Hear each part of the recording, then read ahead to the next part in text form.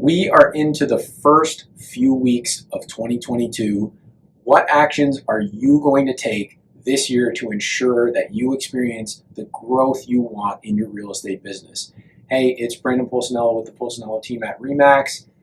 How do you think you performed last year?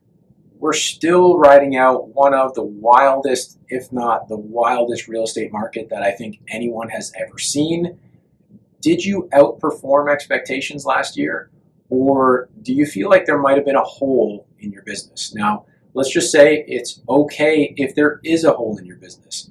Now that you've had the chance to recognize it, you now have the opportunity to create growth from that. So that hole is the space that you need to reflect and learn and recommit. So if you haven't already, take some time and make a commitment for 2022.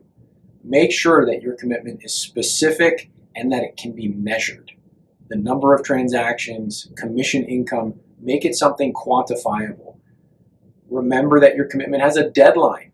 These are yearly commitments. Also, having someone else that can keep track, measure, and give you feedback is important. I don't know about you, but me holding myself accountable just never really seemed to work. The person that I'm most likely to give a pass to on stuff is myself because it's easy. So find the person that can and will hold you accountable and not let you off on the BS that you're going to routinely let yourself off. If you found yourself unable to keep your commitment, it's not a judgment on you.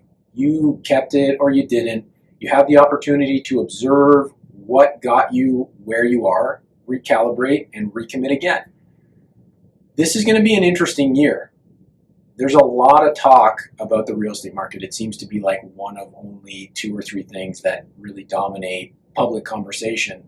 No one knows what this year is going to bring in the real estate market. Sure, there's speculation. Sure, there's a lot of educated guesses. But what I do know is that the people that know clearly what they are committed to achieving this year and what they need to do to make it happen are going to see the biggest results.